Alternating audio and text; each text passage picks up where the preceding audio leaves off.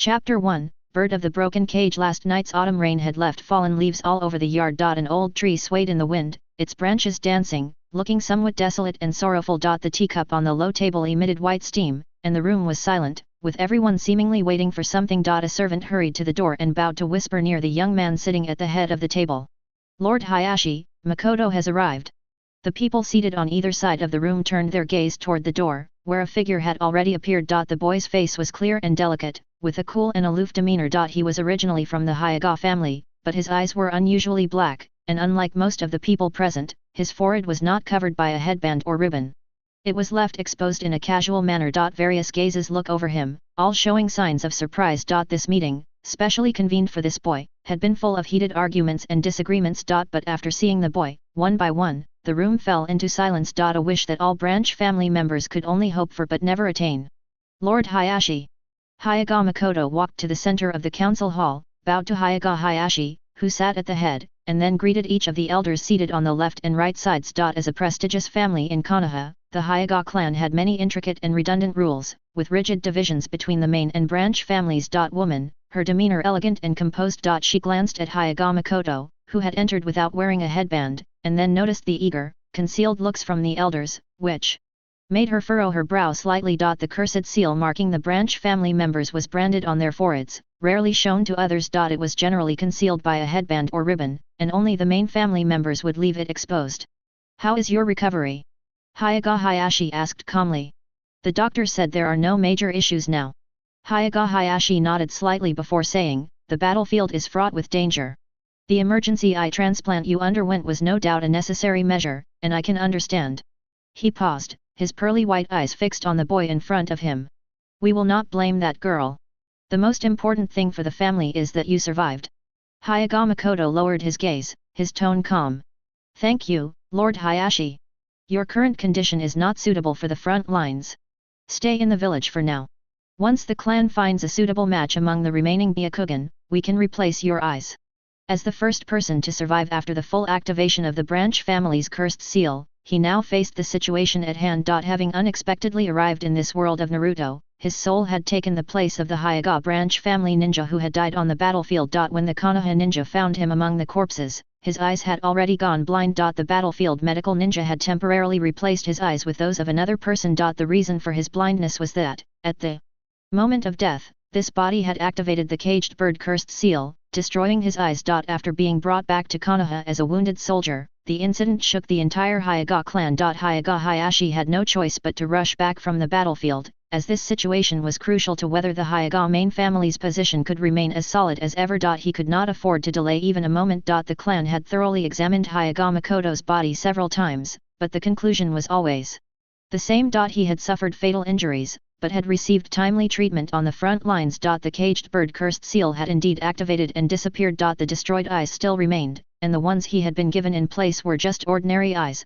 There was nothing particularly wrong, or rather, the only oddity was that Hyuga Makoto was still alive, even though the caged bird cursed seal was supposed to destroy his brain's nerves. Has the caged bird cursed seal failed, or is there otherwise? How could the variable of Hyuga Makoto have appeared? Looking at the changing expressions of the clan members in the room, each with their own thoughts, Hyuga Hayashi understood the situation in his heart. The divisions and barriers had already become deeply entrenched, something that could not be changed by his efforts alone. Of course, he did not need to change anything. He was the beneficiary. What Hyuga Hayashi needed to do was to maintain the situation and ensure it continued to benefit his own branch and descendants. A pair of branch family Byakugan, if they fall into someone else's hands and are destroyed, so be it. But an outsider who is not under the control of the main family, he would never allow such a person to exist. The meeting was adjourned. As everyone left, they occasionally glanced at Hyuga Makoto, their eyes lingering on his forehead for a long time. Although they all knew it was impossible, each of them wanted to experience what it would feel like to be free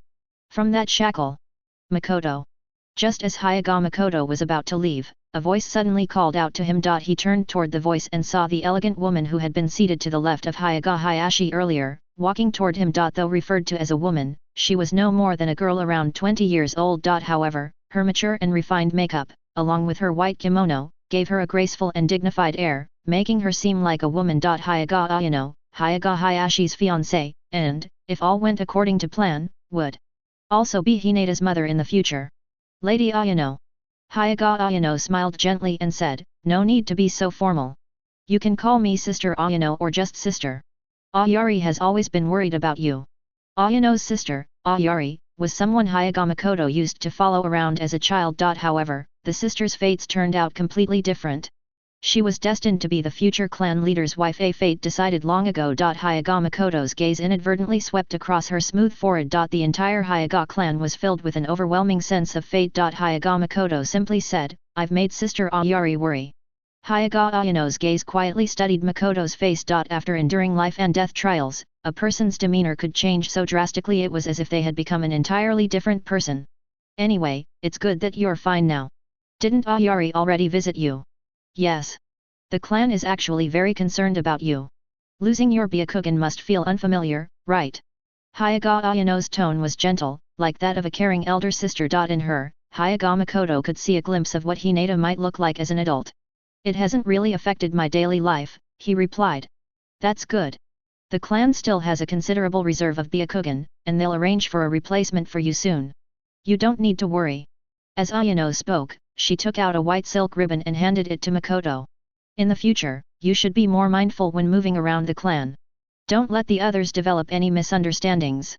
Hyuga Makoto's gaze wavered slightly as he looked at the silk ribbon she handed him. Hyuga Ayano was also watching his reaction carefully. "Apologies, Lady Ayano. It was thoughtless of me. I'll be more careful in the future," Makoto said, bowing his head as he accepted the ribbon with both hands. Ayano's elegant expression softened slightly, and she said gently, "It's not your fault. After all, no one wanted such a thing to happen. Even Lord Hokage has heard about your situation and asked Hayashi about you. He's very concerned about you." Her gaze was warm and caring as she spoke, her tone filled with sincerity. After finishing her words, she gently patted Makoto's shoulder in a comforting gesture. Being this close, he could faintly catch a soft fragrance emanating from her. "Just stay in the village and rest for now." Hyuga Ayano left, and gradually, the people in front of the council hall also dispersed. The courtyard grew quiet and empty, leaving him standing there alone. Whoosh Chapter 2, Ch 2, Wildflower Miss Rin.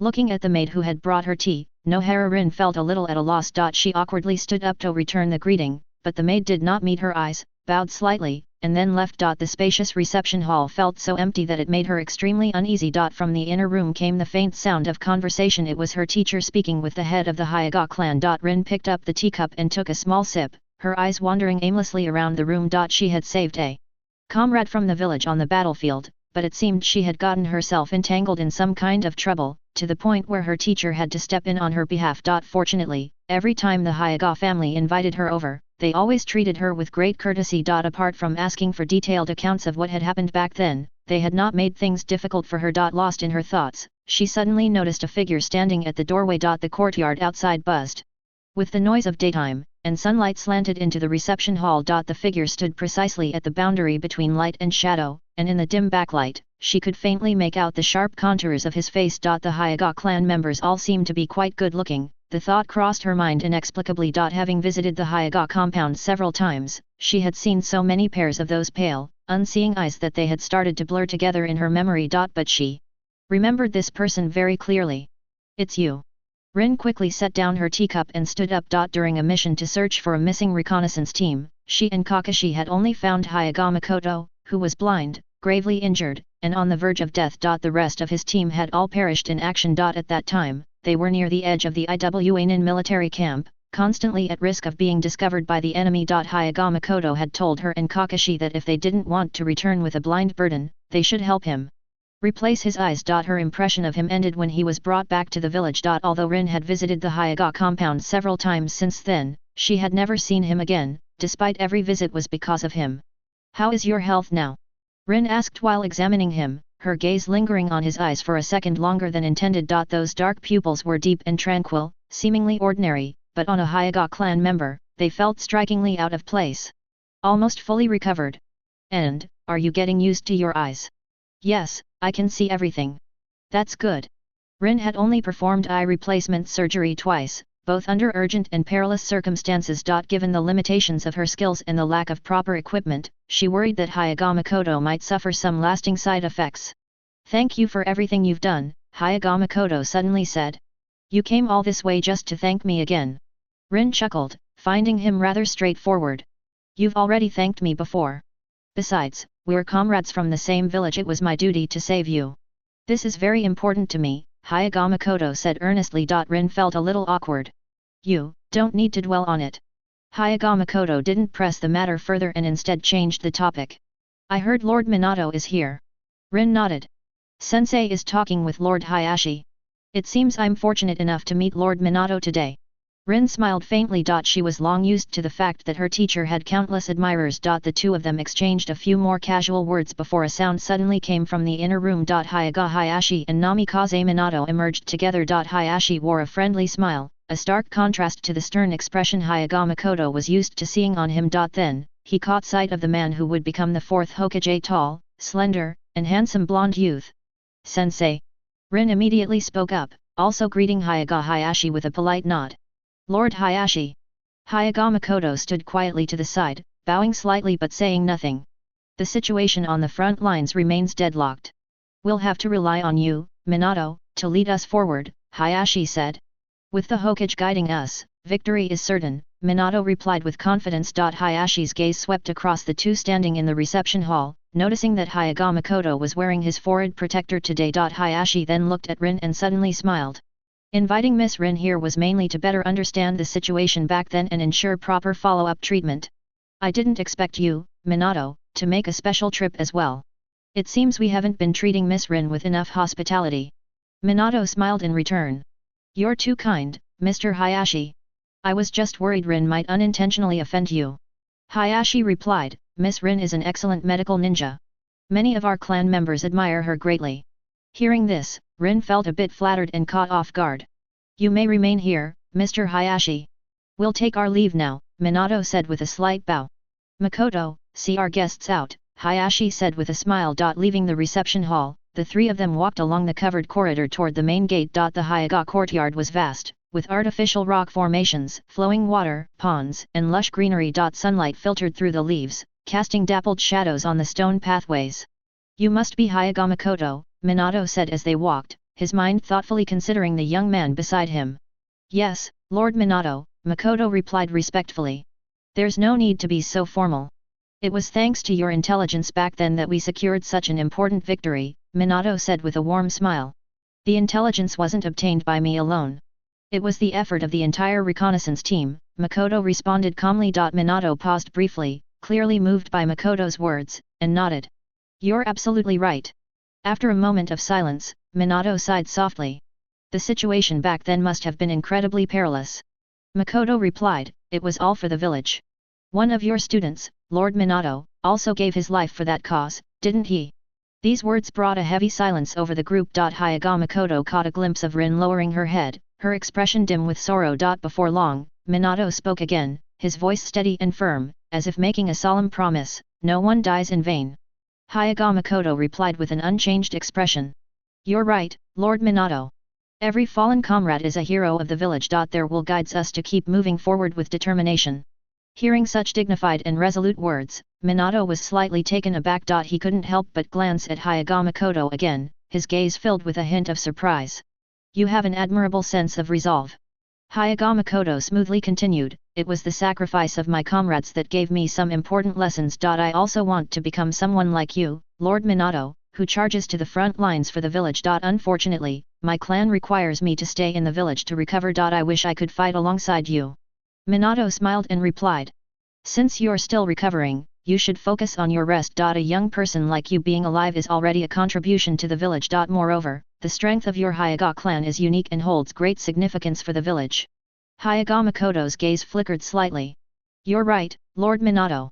When they reached the entrance of the Hayaga compound, they parted ways, and Hayagama Makoto watched them leave, his expression returning to calm. He had been rejected, but that was to be expected. How could he expect Minato to accept such a one-sided request? He wasn't a hot-blooded fool like Naruto. After Minato and Rin had left the Hayaga compound, Rin couldn't help but speak up to her teacher, Makoto. Chapter 3, Flip the table. When Makoto returned to his residence, he found Hayaga Ayari lazily lying on the sofa, with a pure white pet dog nestled in her arms. She was much older than Makoto, already an adult. Her appearance was very similar to Hayaga Ayano, with about 70 to 80% resemblance, but her demeanor was more calm and gentle. Makoto walked over and poured himself a glass of water, then sat down on the opposite side of the sofa. I remember locking the door, he remarked. Are you not welcoming me? Ayari glanced at him with a neutral expression, one hand continuing to gently stroke the soft fur of the dog. The white dog had originally been raised by Makoto, and Ayari often came over to play with it because she liked it so much. Before heading to the battlefield, Makoto had given Ayari a key to his home, intending for her to help clean his room occasionally. In his memories, the two had been quite close, and their homes were next to each other. Makoto had once harbored many feelings of admiration for this beautiful older sister. But it was only admiration, as Ayari, like her sister, was already betrothed. Her fiancé was Hyaga Hayashi's younger brother. It was normal for a young man to harbor admiration for an older and more accomplished woman. Perhaps Ayari had already noticed this, but she never took it seriously. There was a significant age gap between them, and in a few years, Ayari might have children, while Makoto would still be an inexperienced little kid. SPI. Hearing Makoto's call, the dog that had been lying in Ayari's arms immediately got up and ran over to him, affectionately rubbing against his legs. Makoto picked it up with one hand and placed it on his lap. Seeing the dog being called away, Ayari couldn't help but show a helpless expression. She slowly sat up, casually tossing her shoulder-length hair behind her, watching Makoto quietly petting the dog. Her gaze became somewhat complicated. Her little neighbor, who had returned from the battlefield, suddenly seemed like a completely different person. He now gave off a vibe that was entirely unlike his usual self, silent and withdrawn. In the past, he would often come to her, whether there was something to talk about or not, sometimes even becoming a bit of a bother. But after returning, he never actively sought her out again. They hardly spoke, and he never shared anything about the battlefield with her. From the clan, Ayari learned that all of his teammates had perished in a mission, with him being the only survivor. Worse yet, his eyes had been destroyed. Had the blow been that heavy? Ayari felt a pang of sympathy. War was brutal, and there was nothing that could be done about it. She took the initiative to start a conversation. Did you meet Lord Minato? How is he? Just like the rumors say. I've heard that he's very likely to be the next Hokage. I've heard that too. Is Lord Minato easy to get along with? He's quite friendly. The conversation was about to end after just a few brief exchanges. With Minato's current prominence in Konoha, most people would excitedly recount his heroic deeds, but Makoto seemed uninterested in continuing the discussion. Ayari felt helpless inside, wondering whether she should leave now, but just then, Makoto unexpectedly asked, are there many Byakugan left in the clan? The sudden change in topic caught Ayari off guard, and she took a moment to respond. I suppose there are quite a few. After giving it some thought, she added. When the head of the family passes away, they leave behind their Byakugan in perfect condition. Some of our branch family members who are particularly skilled also have their Byakugan taken by the clan leader before they die. These Byakugan are sealed using special methods, and over the generations, the number has certainly accumulated. Where are these eyes kept? Makoto asked again. I wouldn't know that. Only Lord Hayashi and the people in charge of managing them would know, Ayari said with a smile. Then, feeling a bit puzzled, she asked, why are you asking about this? Although it was rare for a Hyaga to need a Byakugan replacement, there had been many cases in the past where a clan member's eyes were injured in battle or affected by some eye disease. In those cases, the clan would prepare a replacement for them. Therefore, there had never been a blind person in the Hyaga clan. However, the situation with Makoto's Byakugan being destroyed due to the caged bird seal was unprecedented. Makoto spoke with a calm expression, it's nothing. I'll be getting new eyes soon, but I don't know whose eyes I'll be using, so it's making me feel strange. I was wondering if I could observe those eyes before the replacement. Ayari found it a bit amusing and replied, what's so interesting about them? They're just human eyeballs. They'll probably be pretty scary. After saying that, she felt it might not be appropriate, considering Makoto's current situation. It seemed understandable that he would be concerned about such things. After a moment of hesitation, Ayari added, you'd probably need Lord Hayashi's approval for something like that. She thought that Makoto was worried about his eyes, which he indeed was, but his concerns were entirely different from what Ayari assumed. As a prestigious family of Konoha, the Hyaga clan's symbol was their unique bloodline Dijitsu, the Byakugan. For the Hyaga clan, this was a source of pride. But Makoto wanted to escape it. The Hyaga clan intended to replace his Byakugan in order to reapply the caged bird seal and place the shackles on him once again. After all, how else could a branch family member with mediocre strength and talent warrant such an effort from Hyaga Hayashi to convene a clan meeting to discuss his situation? How could he avoid all of this? Right now, relying solely on his own power, he could never stand up against the entire Hyaga clan. Unfortunately, he didn't have the kind of system where simply lying with women would make him stronger, like in third-rate novels. His only advantage was his knowledge of this world and its historical trajectory. If he couldn't break free from this fate, what was the point of becoming stronger if he would just be controlled? Makoto. Makoto lifted his head and met Ayari's gaze. Her translucent white eyes were as gentle as water, staring at him without a word. What are you worried about? She asked. What was he worried about? With so many Byakugan left in the clan, there would certainly be one suitable for him. Moreover, the clan was paying so much attention to his situation. What was there to worry about? Shouldn't he feel honored by all of this? Ayari couldn't understand. She looked at Makoto's pitch-black eyes. Was it because they didn't belong to him that the gaze felt so unfamiliar? The dog, SPI, resting on Makoto's lap, looked up at the two of them for a moment before lowering its head again, returning to enjoy Makoto's caresses. The room was silent, save for the ticking of the wall clock, its hands clicking away. Tick-tock, tick-tock. Makoto let out a soft sigh in his heart. Ayari was slightly stunned upon hearing this. Since Makoto returned, she hadn't heard him call her that in a while. I just don't know what the future will be like, Makoto said calmly. Ayari fell silent, looking at the troubled young man. After a long pause, she said, don't worry, there will definitely be a Byakugan that suits you. If you want to see them, I'll ask Hisashi to help and pay more attention. Thank you, Ayari. Ayari only smiled faintly. Don't overthink it. Just focus on resting and recovering during this time. End of Chapter 4, Solving Problem. The door to the secret room was opened, and light suddenly poured into the dim and cool room. The air was filled with the scent of wood, and what caught Makoto's eyes were rows of neatly arranged wooden boxes on the shelves. These wooden boxes were crafted delicately, with a red string tied to each one. The other end of the string had a tag with a person's name written on it. It was clear that this place was rarely visited, as a thin layer of dust had accumulated on the shelves. These were the Byakugan that the Hyuga clan had preserved and accumulated over generations. Hisashi, stepping forward slowly, approached a row of shelves, picked out one wooden box from among the many, carefully looked at the name tag, and casually handed it to Makoto. Makoto took the box with both hands and glanced at the name tag, which read Hyuga Shinsuke. Hyuga Shinsuke, who distinguished himself in the Second Shinobi World War. His Byakugan helped us win many battles on the battlefield in the Land of Wind. Unfortunately, during one battle, he was injured by an enemy puppet master and poisoned. By the time he was sent back to the village, the poison had spread to his bones. Even Lady Tsunade couldn't save him. Hisashi explained, recounting the story and tragic end of this Hyuga ancestor. Makoto opened the wooden box, revealing a glass container filled with transparent liquid. A sealing talisman was affixed to the bottle, and inside floated a pair of white eyeballs. The eyes were pale and hollow, lacking any vitality. Staring at them for too long made one feel a strange unease. Hisashi then handed over another wooden box, and Makoto placed the box he was holding back on its shelf. The name tag on this box read Hyuga Hidea. Hyuga Hidea was also an exceptionally talented shinobi of our clan. He once served as one of the 3rd Hokage's guards and accompanied Lord Hokage in countless battles, both big and small. As a result, he was left with numerous injuries and ailments and passed away from illness 4 years ago. The Hokage himself attended his funeral to pay respects. Hisashi continued, recounting the story of this pair of eyes owner with remarkable familiarity. Both of these pairs of eyes are compatible with you. Once the clan finalizes arrangements with the hospital, you will be notified. When the time comes, don't forget to visit the memorial stone to pay your respects to them. Makoto nodded in response. I will remember. Hisashi added, your contributions on the front lines. If these two predecessors' spirits could see, it would surely make them feel honored to entrust their eyes to you. Makoto replied calmly, it is my honor to inherit the eyes of such distinguished predecessors.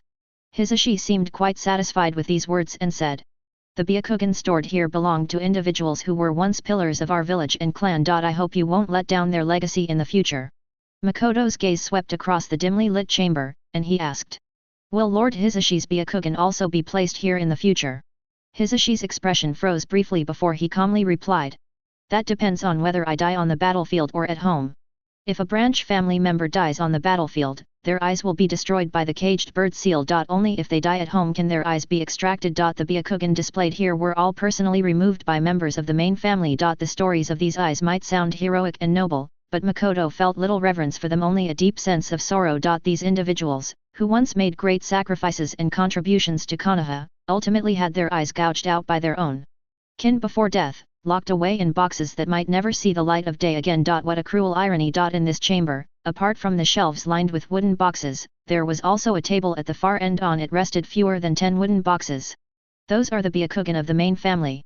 Hisashi said, seemingly noticing Makoto's gaze. No wonder they stood out placed separately from Theo, their boxes on the shelves, like monarchs reigning over their subjects. Makoto quietly thought to himself, observing the table for a moment before suddenly asking Hisashi. Lord Hisashi, is there any difference between the Byakugan of the main family and ours from the branch family? His question was met with silence. Hisashi didn't immediately respond but instead directed his gaze toward the boxes on the table. Even as unknown objects, the Byakugan of the main family still seemed to reign above those of the branch family. The Byakugan in this room, when no longer within a person, are no different. Hisashi said calmly. What makes them different is the caged bird seal. The Byakugan of those marked by the seal have their abilities restricted. This is one of the measures the main family uses to ensure the branch family never surpasses them. Stepping out from the dim underground chamber, the sunlight outside felt slightly blinding. Makoto squinted slightly, following behind Hisashi. At the entrance, a Hyuga clansman was waiting. Upon seeing them emerge, he respectfully greeted Hisashi. Lord Hisashi. Makoto recognized this person from his memory, a jonin of the clan. He hadn't expected this individual to be the one overseeing the chamber. If everything goes as planned, the surgery will likely take place in about a week. During this time, you don't need to worry about anything, nor should you overthink. Hisashi said as they walked away from the chamber. If you let your mind wander too much, your emotions will affect those who care about you. These words carried a subtle hint, and Makoto naturally caught it. He immediately responded. I understand, Lord Hisashi. Thank you for your trouble today. Hisashi nodded and replied. It's no trouble, your request wasn't unreasonable. Outsiders are strictly forbidden from entering that room, but for members of our own clan, the restrictions are far more lenient. Furthermore, the intelligence you brought back from the front lines holds great significance for our village. The Hokage personally commended you, and after your surgery, Lord Hayashi will take you to meet the Hokage. It wasn't my achievement alone. I understand, and so does the Hokage. The fallen comrades are heroes, but those who survive are even more precious. These are the Hokage's words. Remember them well. I will remember. These words were spoken with great poise. If it had been the old Makoto hearing them, he might have been deeply moved. The Third Shinobi World War was still ongoing. The success of the Konobe Bridge operation had disrupted the supply lines of the Iwagakure forces, crippling their ability to advance further into Konoha territory. This victory had granted the war-weary Konoha a brief moment to catch its breath, but it was just that, a brief moment. Konoha was still stretched thin across multiple fronts. Struggling to cover all sides. The nation's finances were in ruins, relying heavily on state subsidies to keep the war effort going. Every victory was crucial, and every defeat carried unbearably cruel consequences. This was also the reason why Namikaze Minato's reputation in Konoha now overshadowed even the legendary Sannin. He was the hero who saved Konoha time and time again, leading the village to victory amidst such dire circumstances, like sunlight breaking through the clouds. Konoha desperately needed such a hero right now. After Hisashi departed, Makoto stood still, his gaze passing through the courtyard and resting once more on that tightly sealed chamber. Unfortunately, a hero like Minato, who could save the village, could not save him. Makoto also needed to find another path, one that no one had ever walked before. End of chapter. Chapter 5, Ch. 5, Anko Ignorance. Konoha Hospital. Makoto sat on the hospital bed with his upper body bare, while a middle-aged male doctor carefully reviewed a set of documents in his hand. The doctor then reached out and gently pressed on the frightening scar across Makoto's chest and abdomen. The scar was caused by a piercing wound from a sharp blade, which was also the reason for Makoto's death before his soul traveled here. At the time, it was treated urgently by Nohara Rin, and now the wound had already healed. When the doctor touched it, there was only a slight itching and stinging sensation. Your body is recovering normally. Just come in for regular check-ups, the doctor advised. You should be fully recovered in about a week. During this time, avoid strenuous activities and refrain from practicing ninja techniques. When you shower, be careful not to rub the wound too hard, the doctor continued. I understand, Makoto nodded in response. The middle-aged doctor then picked up another set of documents. All the indicators from the physical exam are normal, except for some slight decline in vision, but that shouldn't be much of an issue for you, he remarked. He knew that the person in front of him was from the Hyuga clan, and the vision he had before, with the Byakugan, was naturally incomparable to what he had now. You can go now. If anything feels off or if you're uncomfortable, come to the hospital for a checkup. Thank you, doctor, Makoto nodded in gratitude, then took his report and left the examination room. The hospital environment was far from quiet, in fact, it was somewhat chaotic and noisy. Due to the ongoing war, most of the medical ninjas had been sent to the front lines, leaving the hospital understaffed. Additionally, more and more injured personnel were being sent back to the village from the front. In the hallway, people wrapped in bandages or wearing casts could often be seen stumbling along, while busy medical staff hurried past with swift footsteps. This scene left Makoto with a feeling of melancholy. Just as he was about to leave the hospital and turned a corner, he suddenly bumped into a hurried figure. Ah! A startled cry rang out as papers and documents scattered all over the floor. Hey! Who walks without watching where they're going? Before Makoto could even see who it was, he heard a bratty, bossy voice. A young girl with short purple hair was sitting on the floor. She looked even younger than he was now. She seemed somewhat familiar. She glared at Makoto with an annoyed expression. You idiot! Do you even know who I am? If you delay me from delivering something to Lord Orochimaru, can you bear the consequences? With such a heavy accusation thrown at him, combined with the mention of Orochimaru, Makoto immediately realized who this person was. She lowered her head to gather the scattered documents from the floor. Just as she was about to scold the person who bumped into her again, she noticed Makoto leaning against the wall with one hand, clutching his chest with the other, his face contorted in pain. Anko froze in shock and instinctively took a step back. You! What are you doing? What's wrong with you? Through clenched teeth, Makoto hissed. My chest, it hurts so much. You hit me, ugh. Anko's face was full of suspicion. Stop faking it. How could a little bump hurt that much? Makoto trembled as he handed over the medical report in his hand. Anko took it and carefully looked it over, only to realize that it detailed Makoto's serious, yet to heal injuries. Her face immediately turned pale with panic. She stood there helplessly, hesitating to approach Makoto yet too afraid to touch him. Are you okay? Does it hurt a lot? Doctor! Doctor! She shouted in a fluster, finally managing to call over a female medical staff member. What happened? The nurse approached to check on Makoto's condition, while Anko hurriedly handed over the medical report. In a panicked tone, Anko stammered. I just accidentally bumped into him. Didn't he realize he was injured? I didn't do it on purpose, I swear I didn't. The female medical staff member glanced at the report, then at both Makoto and Anko. Seeing this, Makoto let out a relieved sigh and said. I'm feeling much better now. It doesn't hurt as much anymore. The nurse handed the report back with an indifferent expression and said. The staff in the hospital are very busy. Make sure something like this doesn't happen again. Makoto replied. Sorry for causing trouble. However, little Anko didn't catch the subtle implication in the nurse's words. She thought she was being scolded and repeatedly bowed in apology. Once the medical staff left, only Makoto and Anko remained in the hallway. Anko cautiously asked. Are you really okay now? Makoto glanced at her and said. No, I'm not. Anko lowered her head, clutching the stack of documents tightly in her hands. She bit her lip and asked hesitantly. Then, what do you want? I don't have any money. Makoto found the situation amusing and couldn't help but feel he was being a bit mischievous. Can you afford to treat me to a meal? He asked. Hi. Anko was momentarily stunned. Treat me to a meal as an apology. Anko finally understood. Just as she was about to agree, a thought struck her. What if this guy was a big eater trying to bankrupt her? What if her allowance wasn't enough? After a moment of deliberation, she nodded hesitantly and said. All right, but I need to deliver these to Lord Orochimaru first. Don't worry, I won't skip out on the bill. Or, you can come with me. Makoto interrupted. It's fine, I trust you. I'll wait for you at the barbecue place on West Street. Barbecue. Anko's little face scrunched up in distress. Barbecue.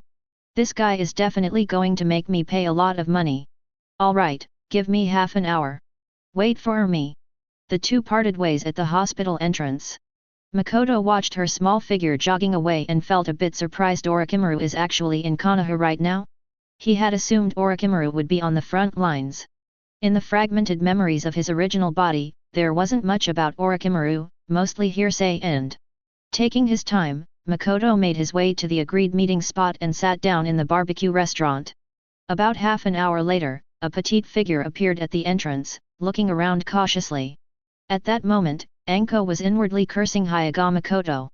After delivering the items to Orochimaru, she had started to worry about whether her allowance would be enough to cover the meal. Out of desperation, she asked Orochimaru for some money. However, when Orochimaru handed her his wallet, she realized with shock. Lord Orochimaru doesn't have much money either. Inside the wallet were only a few paper bills. She couldn't bring herself to take too much. This bastard not only put me in an awkward position but even made me take money from Lord Orochimaru. Unforgivable. When Anko noticed Makoto sitting inside, already looking at her, she quickly suppressed her frustration, making sure it didn't show on her face. She walked over, tiptoed onto the seat opposite Makoto, and sat down. Your name is, something Makoto, right? Earlier, when she glanced at the medical report, she hadn't paid much attention to the name. Hyaga Makoto. Oh, Hyaga Makoto.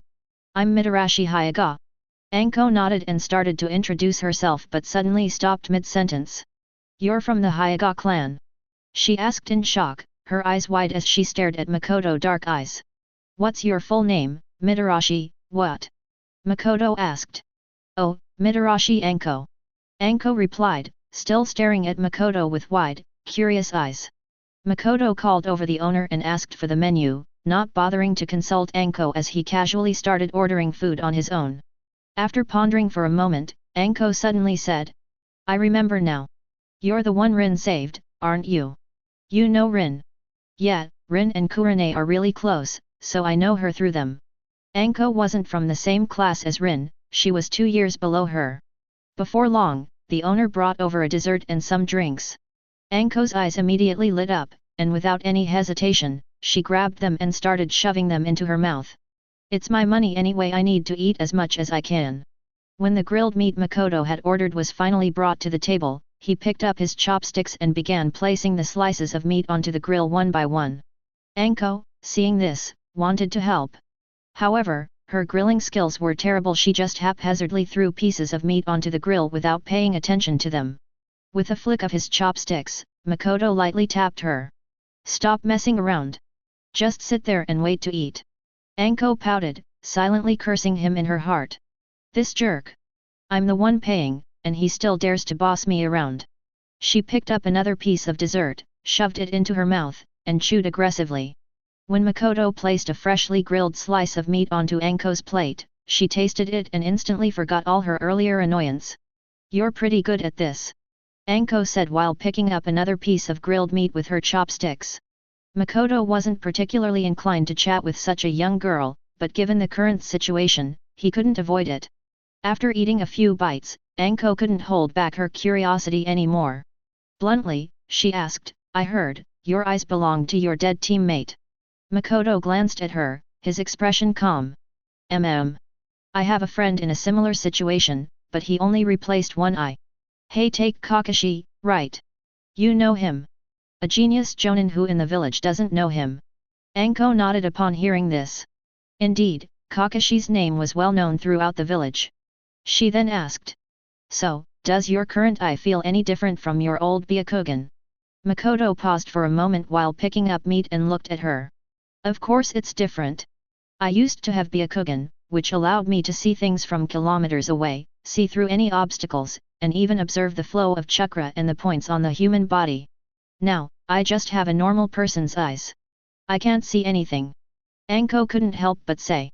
Wouldn't that make you miserable? Makoto replied calmly. It's only temporary. I'll soon get my Byakugan back. Anko was taken aback. Hi. Makoto continued. Our Hyaga clan has kept many of our ancestors' eyes. These eyes have been preserved in excellent condition, specifically for times when a member of our clan's eyes get injured. The clan has already arranged for me to have surgery to replace my eyes. Soon, I'll have Byakugan again. Is that even possible? Anko hadn't really thought about why Makoto was sharing this with her, but she found it all quite fascinating to listen to. Since I was able to change from Byakugan to normal eyes, I can naturally change back to Byakugan, Makoto said. And those eyes come from some very powerful ancestors, as well as the Byakugan of past clan heads. Anko sat there, dazed, then asked. Whose Byakugan are you going to get? Makoto's gaze shifted slightly at her question. Looking at Anko, who was listening intently, he replied slowly. I don't know. The place where the Byakugan is kept is a clan secret. The key is held by our clan's senior jonin, Hyaga Hitsuo. No one is allowed to enter without the clan head's command. Anko couldn't resist asking again, so you're... Makoto lightly tapped her head with the other end of his chopsticks. Stop asking so many questions, just eat your grilled meat. Anko pouted, rubbed her head, and went back to eating the grilled meat. Makoto only ate a few pieces, the rest of it was all served onto her plate. Stop putting food on my plate, I'm getting full. It's your money, eat more. Fine, I'll eat a bit more. End of chapter. Chapter 6 Snake Strike. In the evening, the sky began to drizzle lightly. Makoto was summoned to the residence of Hyaga Hayashi. The living room was lit with warm yellow lights, but there was no one in sight. Has Makoto arrived? The voice of Hayashi came from the study. Yes, Lord Hayashi. Come in. Makoto took off his shoes at the door and quietly stepped inside. The study door was open, and he could see Hayashi bending over the desk, writing something with a brush on a sheet of rice paper. Have you had dinner? Hayashi asked without looking up. Not yet. Then let's eat together. Hi. Makoto's eyes shifted slightly, then he pretended to be surprised. What's wrong? Hayashi asked, glancing up at him. Well, isn't this a bit inappropriate? Makoto hesitated. How can I dine with Lord Hayashi? What's the problem? We're from the same clan. There's nothing wrong with having a meal together. Thank you, Lord Hayashi. I'll accept your kind offer. After saying this, Makoto quietly stood to the side, no longer speaking, as he watched Hayashi continue to write with his brush. After a while, Hayashi let out a long sigh, put down the brush, and picked up his work to examine it carefully. He looked at Makoto and pointed to his work, asking, "What do you think?" Makoto had been watching from the side, and judging from Hayashi's writing, it seemed like he was still a beginner. His calligraphy was just average at best. Makoto recalled that the third Hokage seemed to really appreciate calligraphy. It's impressive. Do you know calligraphy? Hayashi asked, a little surprised. No, but Lord Hayashi's work must be amazing. Hearing Makoto's honest and straightforward words, Hayashi couldn't help but smile faintly. You really know how to speak. He walked out from behind the desk and made his way toward the study door. The two walked and talked, with Makoto trailing half a step behind Hayashi as they exited the living room and walked along the pavilion corridor toward another part of the courtyard. On the way, Hayashi asked questions about everyday matters, seemingly showing concern for Makoto. The rain was getting heavier, and although the two were sheltered under the pavilion, the occasional gust of wind blew rain droplets onto them, making them feel cool and damp. Before they reached the other courtyard, a young woman dressed as a servant was standing there with two umbrellas, waiting for them. Makoto recognized her. It was Hyaga Haruka, Ayano's maid. Lord Hayashi, Haruka greeted with a bow and handed one of the umbrellas to Makoto, while holding the other one to shelter Hayashi. At this point, Makoto understood when Hayashi had said they would eat together, he had meant they were going to Ayano's residence. Ayano's residence was much larger than Ayari's, as she was the future wife of the clan leader. The treatment of servants, like Haruka, apart from the main branch of the clan, was something only Ayano could enjoy. Makoto had been to Ayari's house many times, but this was his first time visiting Ayano's. The furnishings inside were clearly much more luxurious, and there was a faint fragrance in the air. Hayashi. Makoto is here. Lady Ayano. Don't be so formal, I've told you to just call me Ayano-ne. Ayano, dressed in casual homeware, smiled gently at Makoto. I'm not sure what your taste is like, so I made a few dishes I'm good at. Please try them and let me know if they're to your liking, don't hold back. I wouldn't. It's my honor to eat food made by Ayano-ne. Makoto quickly replied. On the dining table, there were 3 or 4 small plates, and the dishes looked visually appealing. They weren't particularly lavish but seemed more like a simple family dinner. But it made the atmosphere feel more intimate. Makoto thought this to himself, though his expression showed a bit of nervousness. Hayashi took the seat of honor. Haruka had left at some point, and it was unclear where she had gone.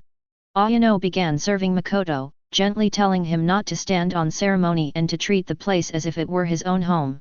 How does it taste? It's delicious. I haven't had such good food in a long time. Makoto said with a satisfied expression. Ayano-ne, your cooking is amazing. You're living on your own now, right? If you ever need anything, feel free to ask. The clan will do its best to meet the needs of our members. Hayashi said. If you're short on living expenses, we can provide you with extra. No, it's completely enough. Makoto quickly put down his chopsticks and said. As the Hyuga family was a prominent clan in Konoha, even the branch family members enjoyed a very comfortable standard of living. You went to the hospital today, right? Hayashi asked again. Yes. How were the results of the checkup? The doctor said I'll be fully healed in another week. Hayashi nodded. Your surgery is also scheduled around this time. When the topic of the surgery came up, Makoto suddenly lowered his head. Hayashi's gaze shifted slightly as he asked. What's wrong? Makoto forced a smile and said. It's nothing, really. Are you worried about the surgery? Don't worry, the surgeon is an experienced jonin, there won't be any issues. Hayashi reassured. I trust the village's medical technology, I'm not worried about the surgery. Makoto replied. Then what are you worried about? Hayashi continued, his tone calm. Makoto seemed to hesitate for a moment, before stammering. I heard the eyes that are going to be used for my transplant belong to some of the clan's very accomplished predecessors. I'm just an ordinary chunin, and I might tarnish the reputation of these predecessors' eyes. Hayashi had been watching Makoto's expression as he spoke. If the boy was pretending, his acting would be too sophisticated. How much scheming could a 12 or 13-year-old boy possibly have? Hayashi felt much more at ease in his heart and smiled gently. Don't worry. Just the fact that you risked your life on the battlefield to bring back intelligence is enough to deserve these Byakugan. Lord Hokage himself has praised you, saying you've accomplished things that many adults would struggle to do. I'm just doing my duty.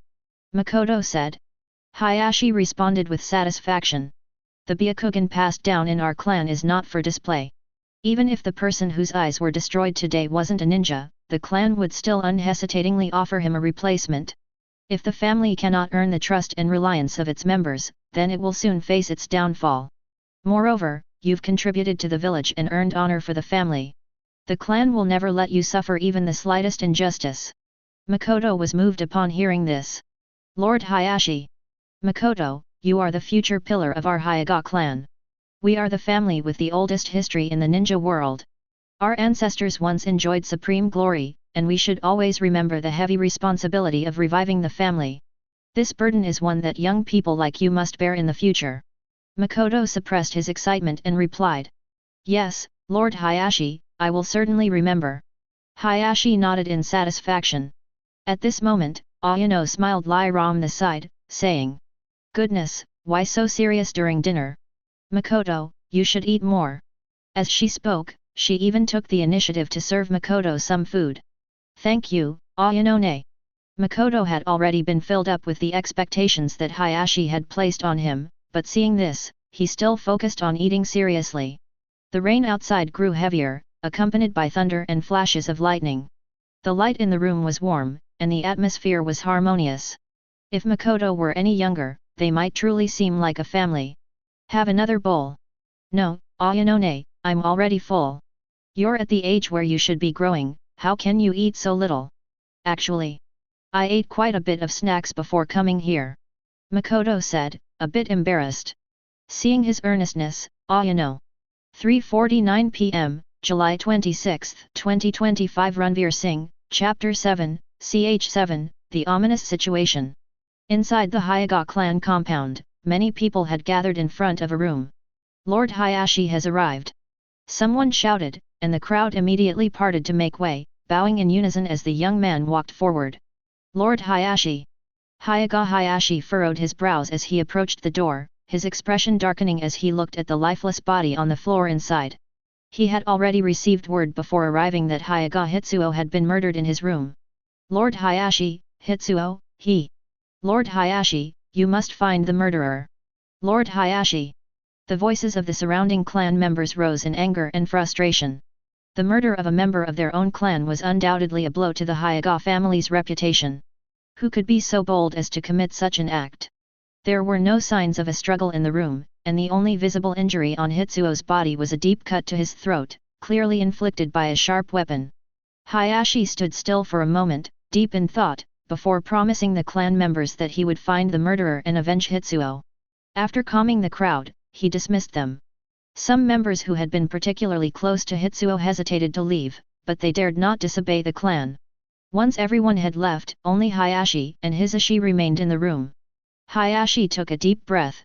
"Find the key." Hisashi immediately began searching through the body but found nothing useful. He then activated his Byakugan and scanned the entire room for a long time, eventually shaking his head silently at Hayashi. Hayashi felt a wave of dizziness wash over him, and Hisashi quickly stepped forward to steady him. "Lord Hayashi! They're targeting us. This is aimed directly at the Hyuga clan," Hayashi said through gritted teeth, his voice trembling with anger. "Hitsuo was a jonin, one of the strongest in our clan.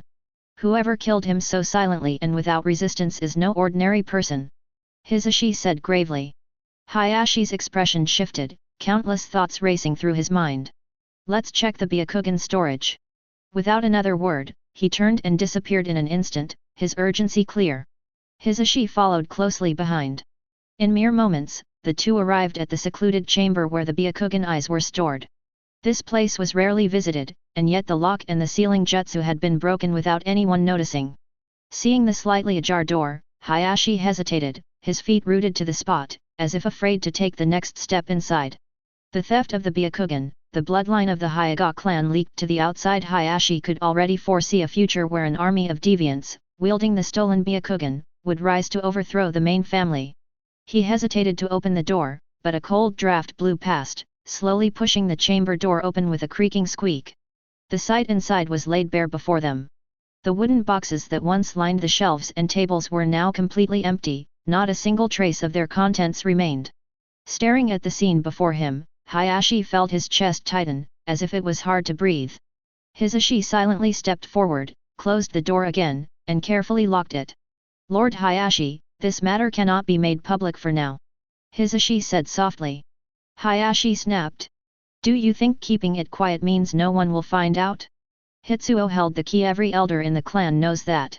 He no longer carried the composed and dignified aura he usually exuded. At just over 20 years old, though he carried the weight of an entire clan, today's events had shaken him to his core. After a moment, Hayashi took a deep breath and forced himself to calm down. "First, arrange for Hitsuo's body to be properly handled. Do not let the news of the stolen Byakugan spread. Intensify the search for the culprit." Hisashi asked again. "What about Lord Hokage? Hitsuo was not only a member of the Hyuga clan but also a being murdered within the clan's grounds would inevitably draw the village's attention." Hayashi simply replied. "I will report it myself.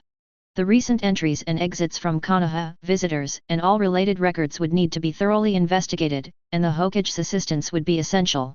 At this moment, Hayashi felt his mind was in complete chaos. In the end, he waved his hand and instructed, "Go quickly." However, Hisashi did not leave immediately. He remained standing in place, unmoving. "What is it?" Hayashi asked, his brows furrowing slightly. "Lord Hayashi, what about Makoto's surgery?" Hayashi was once again reminded of the boy who had dinner with him yesterday, his black eyes glaringly out of place and unsettling to look at. "This matter, we'll have to wait," Hayashi said after a brief pause.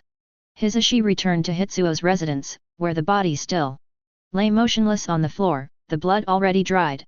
As a fellow clan member, Hitsuo's death weighed heavily on Hisashi's heart.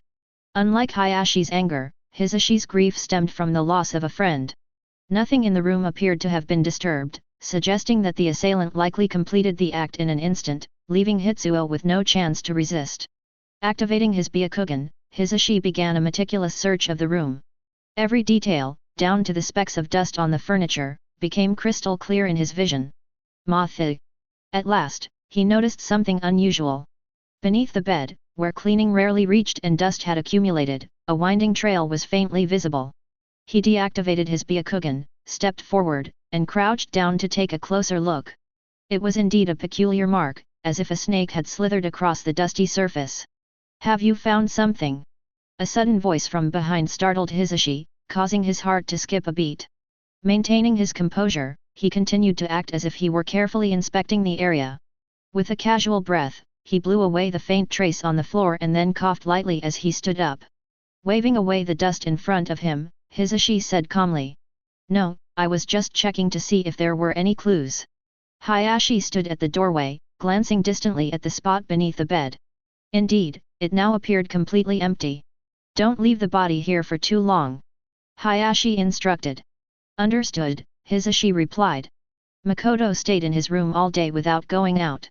Not long after hearing that piercing scream in the early morning, he noticed clan members occasionally passing by on the nearby path, engaged in heated discussions. It wasn't until the afternoon that Hisashi suddenly paid him a visit. Lord Hisashi. Makoto looked surprised, then smiled and welcomed him in. Hisashi entered the room, his gaze casually sweeping around. He had already used his Byakugan from outside to see that this boy had been reading in his room all day. You didn't go out today? Hisashi sat down on a chair and asked casually. No, maybe because I got caught in the rain yesterday, I haven't been feeling very well today, Makoto replied. Hisashi nodded and said. Your body hasn't fully recovered yet. Be careful during this time and avoid falling ill again. Thank you for your concern, Lord Hisashi. Hisashi then asked. Something major happened in the clan today. Are you aware of it? Makoto looked puzzled. I did see several clan members gathered together this morning, discussing something. Hitsuo is dead. He was killed in his home last night. Se. Senior Hitsuo. Makoto froze for a moment upon hearing this, then his face was overtaken by shock. How could this happen, he exclaimed in disbelief. Hisashi had been carefully observing Makoto's reaction the entire time, and the expression on his face didn't seem fake in the slightest. Isn't Senior Hitsuo a jonin? How could he possibly be killed? Makoto couldn't help but ask again. There are plenty of people in this world stronger than a jonin. Hisashi replied calmly. Then who was the culprit? Who would kill Senior Hitsuo? Makoto's face was now filled with anger. Hisashi countered with a question of his own. Are you very angry about this? Makoto spoke with righteous indignation. Someone dared to commit murder within the Hyuga clan's grounds. This is a direct insult to our entire To clan. Hisashi knew very well that Makoto and Hitsuo had little interaction. In fact, Hitsuo rarely even acknowledged Makoto's greetings in the past. We will definitely find the culprit, Hisashi said firmly. The person who killed Senior Hitsuo must pay with their life. Makoto said through gritted teeth, his expression filled with anger. Hisashi responded lightly, then stood up and casually instructed. The clan will be conducting a thorough investigation over the next few days. Try not to go out unnecessarily. Take care, Lord Hisashi. Makoto said respectfully as he escorted him to the door. End of chapter. 4:02 p.m., July 26, 2025. Ranveer Singh, Chapter 8, Stairway of Chaos. Inside the Hokage's office. Slander. This is slander. Lord Hokage, do you also believe that the Hyuga are cowards afraid of death? Hayashi's face was filled with anger as he questioned the third Hokage. Hayashi, it's not what I think, it's what some people in the village have started to believe.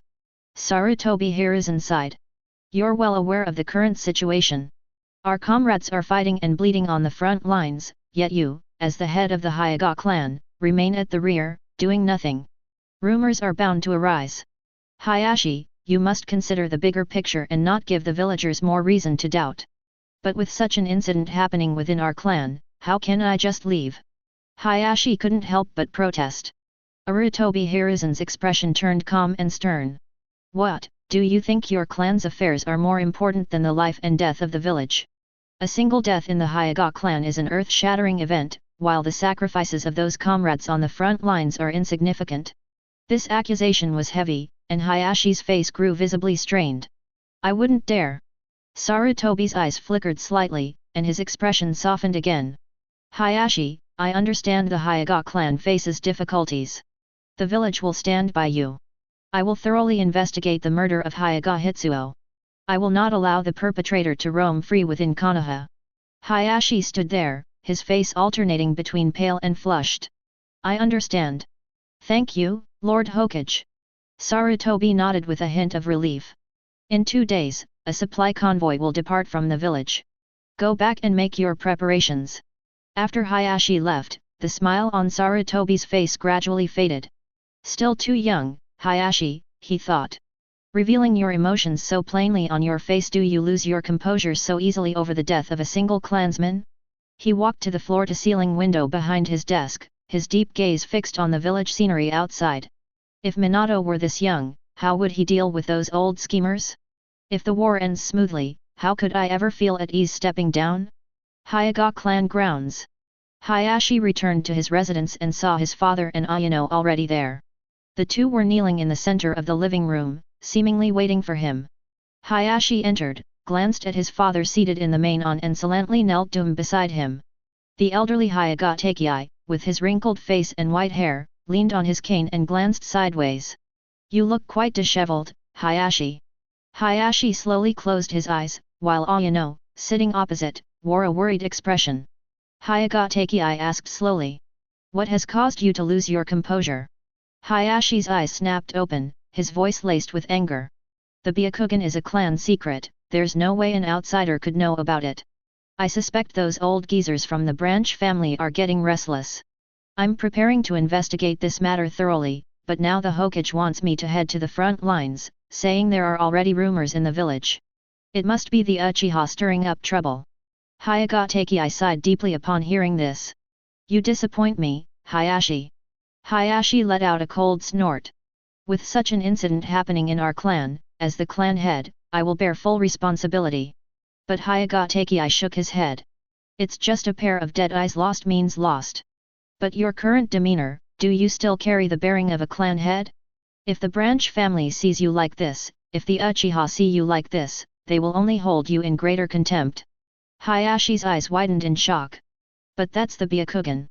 Our Hyuga clan has always strictly controlled the leakage of our bloodline. How can we just let it be lost like this?" Hyuga Takei said calmly. "And what if it's lost? Without the bloodline of our Hyuga clan, another family with the Byakugan will never emerge. At most, the ninja world will simply have a few more individuals possessing the Byakugan." Hayashi fell silent, his expression grim. Hyuga Takei continued. "What's wrong? Do you see this as a disgrace?" Hayashi remained silent. Hyuga Takei said calmly. "If this is so unbearable for you, why not simply give up your position as head of the main family?" Anger flared in Hayashi's heart, but he forced himself to suppress it. "What do you suggest we do now?" Takei replied. "Go to the front lines. The current war is intense, and the strength of the Hyuga clan is needed." Hayashi frowned deeply and asked. "And what about the affairs of the clan? The Hokage will likely look into the matter, won't he? He said he would thoroughly investigate." "Then let Lord Hokage investigate." "But..." "What?" Takei shot him a sharp glance, cutting him off. "Are you afraid the Hokage won't find anything, or are you afraid he will find something? You treat this as a scandal. Are you worried that if word spreads, it will tarnish the dignity of you, the great clan head of the Hyuga?" Takei's eyes narrowed as he questioned him.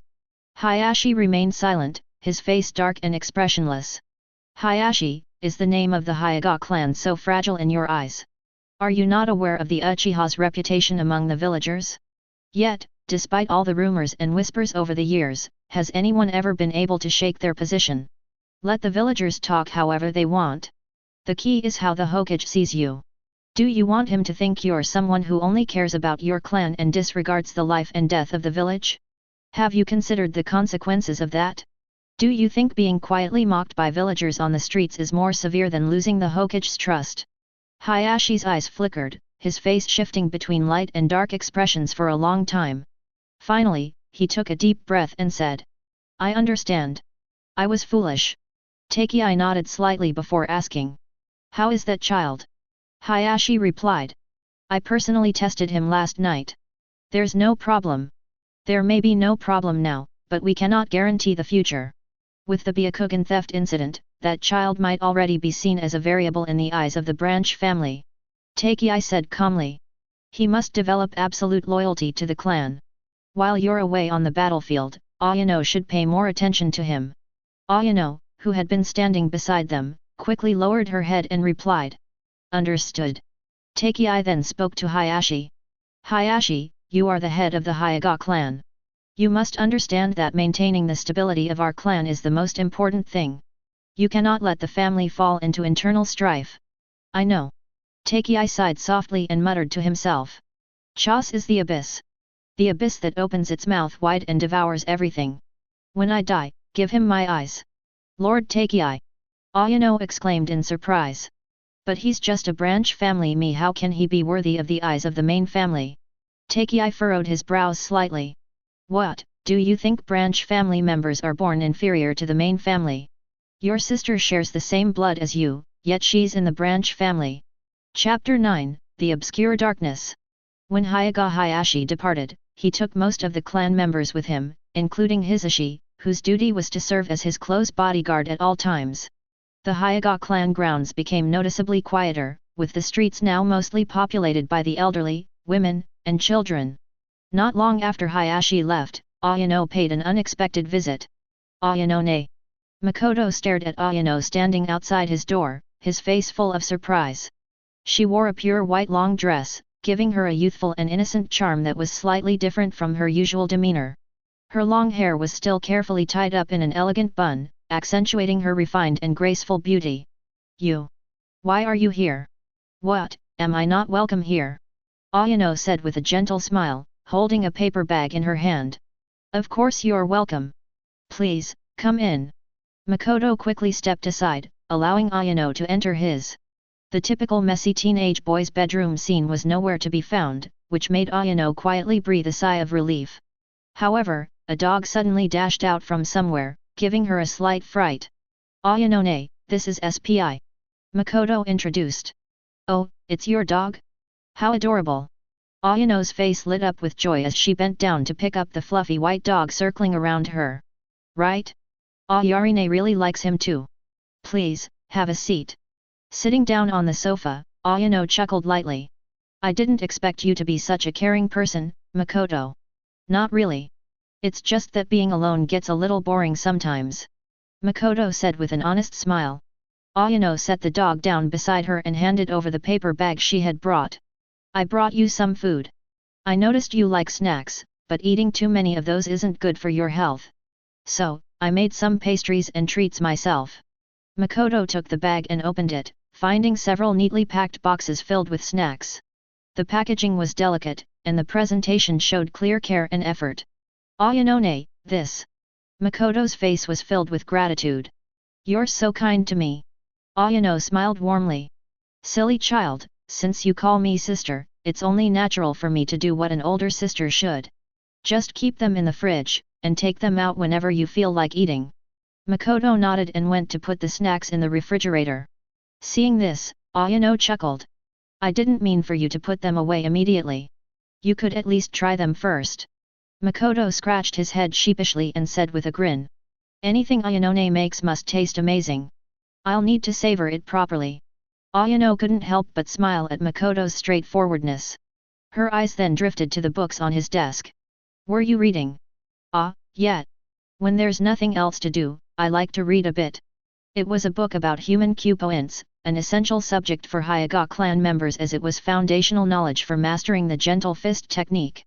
Memorizing the body's meridians and acupoints was a requirement.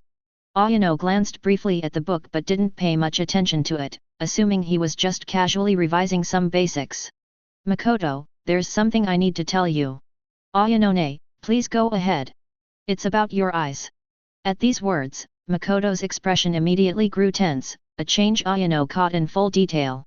She spoke slowly.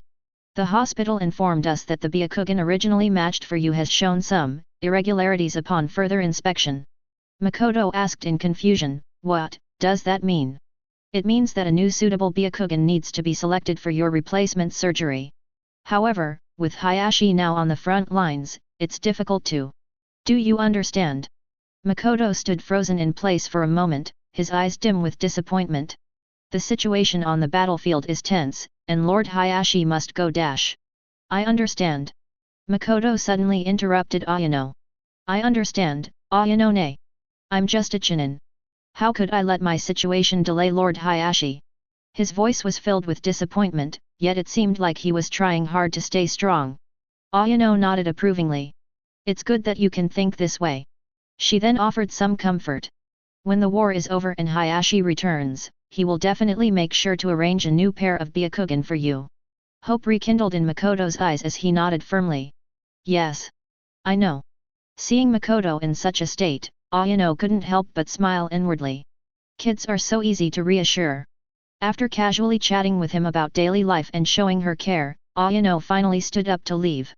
Take care, Ayano-ne. She hadn't walked far when she noticed a short white hair stuck to her sleeve. It was from that dog. Her delicate brows furrowed slightly, but she didn't brush it off. Ayano's face softened into a warm smile as she waved at him. Back in his room, Makoto didn't return to his book. Instead, he lay down on his bed. SPI followed him, hopping onto the bed and curling up on his stomach. The first step could be considered a success. Hayashi wouldn't kill him. In the current situation, if he died, it would undoubtedly point all the blame toward the main family. However, without the chains restricting him, he had effectively placed a spotlight on himself, and whatever he did would attract more attention. After the war, there was a high chance that the Hyuga clan would suffer casualties, which meant that Hayashi might bring back a pair of Byakugan from the battlefield. Freedom isn't permanent. In the afternoon, perhaps news of Hayashi leaving the village had spread, and visitors came to the Hyuga clan. This person was specifically looking for Makoto. Makoto's eyes flickered slightly as he looked at Anko being brought to his door by a clan member. She hesitated before speaking. I was thinking of asking you to have a meal together. How about some grilled meat? Makoto replied calmly. Are you inviting me? Huh? Yes. I'll pay. Makoto walked out of the room and casually closed the door behind him. Forget about grilled meat, let's go for some dango instead. Anko paused, then her face brightened. You like dango too? I just suddenly felt like eating it. Let's go. The two of them left the Hyuga clan grounds and walked through the streets, with Anko leading the way. She said she knew where the best dango shop was. However, along the way, Anko kept glancing back at Makoto, her expression showing that she seemed to have something to say but hesitated. Children can't hide their thoughts easily, and Makoto could tell right away. However, he didn't ask her about it and simply followed her into a dango shop. Seeing the dango she liked, Anko's mood perked up again, and she began marking items on the menu. After all, it was Lord Orochimaru's money. Is there anything you want to eat? Anko asked, looking up at Makoto. Just order what you want. This shop's three-color dango is really delicious, and the red bean dango is also great. I'll order both for you. Makoto sat across from her, resting his chin in his hand, watching her intently as she pondered over the menu, seemingly unable to decide and reluctant to cross anything out.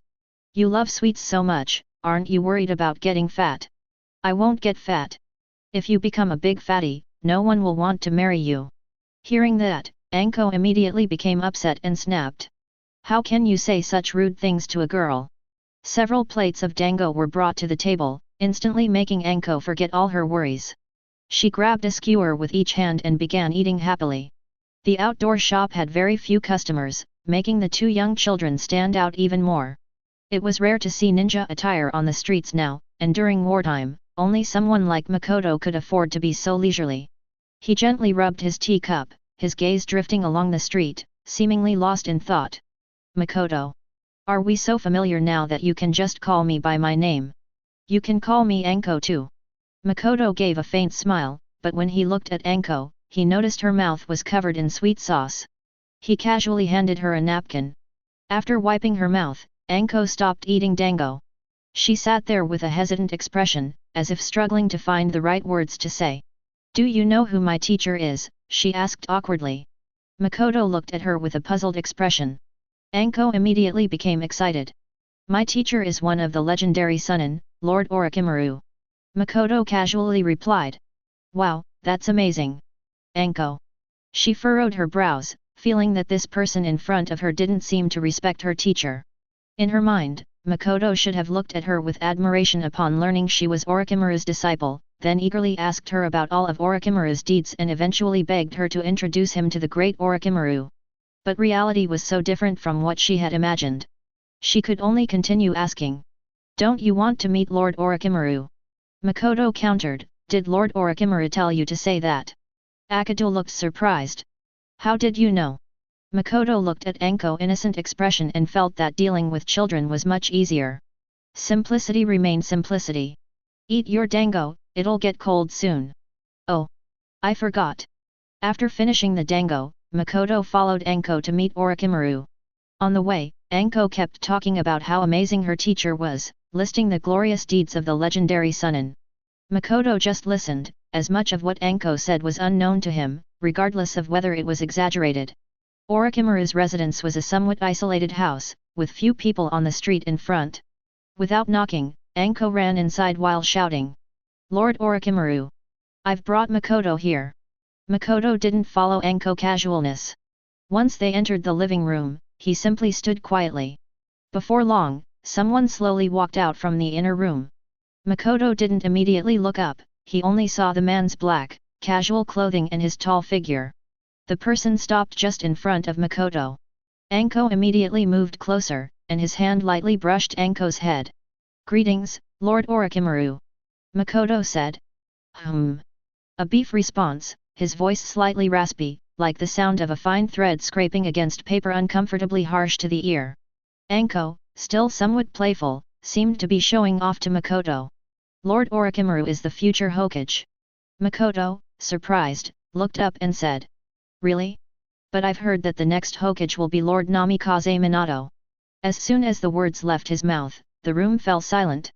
After a moment, Makoto heard the raspy voice again. "Hyaga Makoto, is it? End of chapter. Don't you want to meet Lord Orochimaru?" Makoto countered, "Did Lord Orochimaru tell you to say that?" Akado looked surprised. "How did you know?" Makoto looked at Anko's innocent expression and felt that dealing with children was much easier. Simplicity remained simplicity. "Eat your dango, it'll get cold soon." "Oh, I forgot." After finishing the dango, Makoto followed Anko to meet Orochimaru. On the way, Anko kept talking about how amazing her teacher was, listing the glorious deeds of the legendary Sunin. Makoto just listened, as much of what Anko said was unknown to him, regardless of whether it was exaggerated. Orochimaru's residence was a somewhat isolated house, with few people on the street in front. Without knocking, Anko ran inside while shouting, "Lord Orochimaru!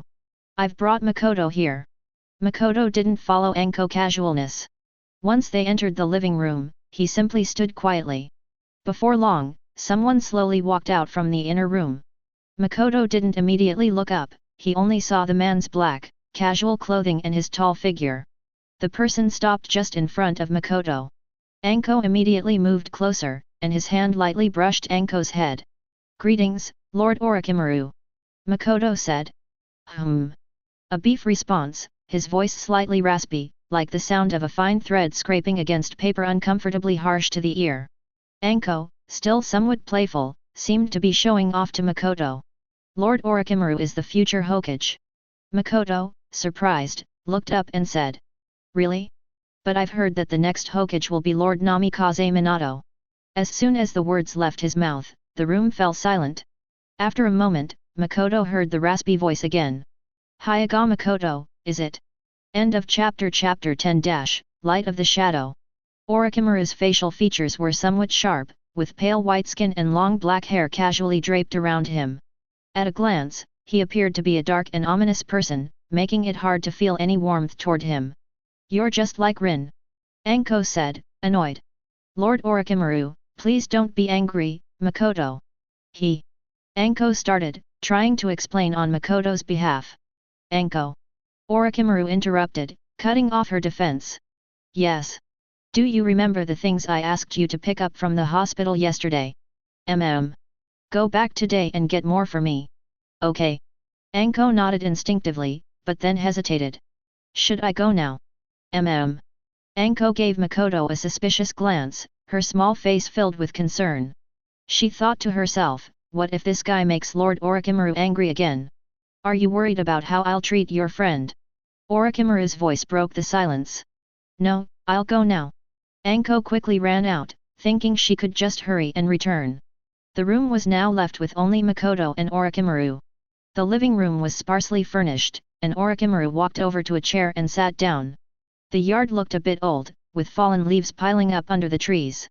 A breeze blew into the living room, and Makoto didn't feel comfortable, rather, it gave a sense of coldness. Makoto knew what he was doing, but there was still some pressure in facing such a person. "Who is the person behind you?" "Lord Orochimaru, what are you saying? Sending me such a big gift, what does he want from me?" I don't quite understand what Lord Orochimaru means. Orochimaru studied the young man in front of him and then said. I can turn on you quickly. If you don't keep your word, I might not keep mine next second. Makoto still shook his head. Lord Orochimaru must have misunderstood something. Upon hearing this, Orochimaru narrowed his eyes, his piercing gaze intensifying the pressure on Makoto. He then asked, You said Minato will be the next Hokage. Makoto responded, It's not what I said, it's what everyone in the village thinks. After saying that, Makoto looked at Orochimaru with a surprised and doubtful expression. Could it be that Lord Orochimaru also wants to become Hokage?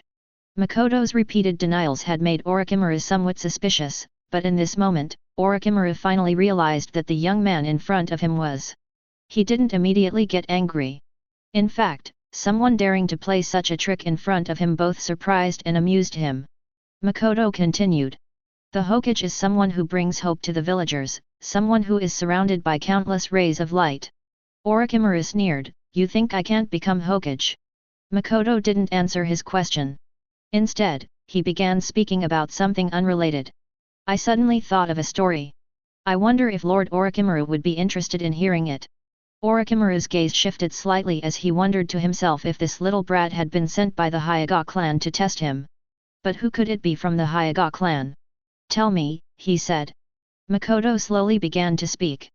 Once upon a time, there was a kingdom, and the old king wanted to pass on his throne to one of his two sons. The elder son was extraordinarily gifted, with unmatched strength, inheriting all of the king's power, but he was arrogant and prideful, and he lacked the people's support. His only concern was how to become stronger. The younger son, although weaker in strength, was very attentive to the lives of the people, often helping them solve various difficulties, earning great respect among the common folk. Lord Orochimaru, who do you think the king should pass? Orochimaru sneered coldly. If the eldest son were truly that strong, he shouldn't be so foolishly waiting for the throne to come to him. It seemed he already understood that the younger son would inherit the throne from the king, and he realized that the two characters in the story were stand-ins for himself and Minato. So, he directly avoided answering Makoto's question. Makoto continued. But the old king is still alive, and his strength is no weaker. Plus, there are so many nobles in the kingdom who all favor the younger son. On the other hand, the elder son is all alone, and his power doesn't seem to be at the level where he can fight against everything. The elder son always thought that as long as his strength was strong enough, he could win the throne with his own power. But in the end, the younger son ascended to the throne with the support of the people and drove the elder son out of the kingdom. The elder son wanted revenge, but the people of the kingdom all stood in front of the new king. Lord Orochimaru, what do you think the elder son should do at this point? Orochimaru remained silent, his face cold. Of course, there is another way. Makoto continued. That would be for the elder son to kneel before the younger son and support him as the new king. In that case, the powerful elder son could become the general of the kingdom, which would also be a fine story. The story is finished, Lord Orochimaru. Makoto said. Orochimaru's gaze locked onto Makoto, and he said. Aren't you afraid of death? Makoto, hearing this, looked genuinely surprised and replied. Lord Orochimaru, you don't plan to kill me, do you? Orochimaru. At this moment, a thought suddenly crossed his mind. Is this brat usually this brave? Normally, everyone who sees me is full of both respect and fear. But this guy seems to treat my killing intent as if it doesn't exist. What exactly makes him so fearless? But if you want to become Hokage, how could you kill your own comrades from the village? Makoto continued. Not killing you means I can become Hokage. Orochimaru sneered coldly. His words were somewhat taken out of context. Makoto chuckled lightly. Lord Orochimaru, if you don't kill me, I can find a way to help you become Hokage. With just you. Orochimaru sneered, but as he recalled the little brat's actions earlier, his mind began to race. This kid. Why are you doing this? Orochimaru asked. Makoto paused for a moment, then calmly looked at Orochimaru and said. Lord Orochimaru, do you understand what's going on with? Orochimaru had heard from Anko about this anomaly from the Hyuga clan. At first, he found it quite interesting. An outsider had acquired the Sharingan, and now someone from the Hyuga clan had been given normal eyes instead of the Byakugan. I'm just a branch family member. If I were to be given the Byakugan again, it would mean the head family would place the caged bird seal on me once more. Upon hearing this, Orochimaru instantly understood everything, including the matter of the Byakugan information being relayed to him through Anko. This brat had no one backing him, it had always been just him. After going in such a big circle, was it all for this one thing? A weak person, hopping around in front of him, just to attract his attention and seek his protection? If he had revealed his true identity and pledged allegiance to him from the start, Orochimaru would have thought this brat was incredibly arrogant and foolish. But now, it seemed this brat was indeed very arrogant. Why did you think I would accept those Byakugan? Orochimaru suddenly asked. Because the elder son is proud and arrogant, there's nothing he wouldn't dare to do. Makoto responded. You've already mentioned the elder son's fate. As for me, a person who lacks the people's support, I might as well just wait for Minato to take over as Hokage. Orochimaru said. Makoto said, that was just a story I made up. Stories have logic, and only with logic can they be somewhat convincing. Reality, on the other hand, is far more magical and illogical. Besides the position of Hokage, those Byakugan. Lord Orochimaru, you probably have no way to get your hands on them, right? Orochimaru's thoughts stirred slightly. He wanted to become Hokage because the position would bring him many conveniences. But things like the Byakugan were what he was truly passionate about. Makoto had indeed given him a reason that was hard to refuse. The Hyuga clan's strict control over the Byakugan made Orochimaru curious about its power, but at the same time, he was helpless. After hearing what Makoto had said from Anko, he knew there was a possibility it was a trap, yet he still took action. Orochimaru pondered for a long while before slowly saying, First, tell me your method. Saying this also meant that he had somewhat acknowledged Makoto. Since it's wartime, why should Lord Orochimaru stay at home? Orochimaru narrowed his eyes. Are you asking me to compete with Minato to see who kills more enemies? Makoto responded, Lord Orochimaru only needs to demonstrate the ability to turn the tide, and that should be enough. End of chapter. Subscribe for next part.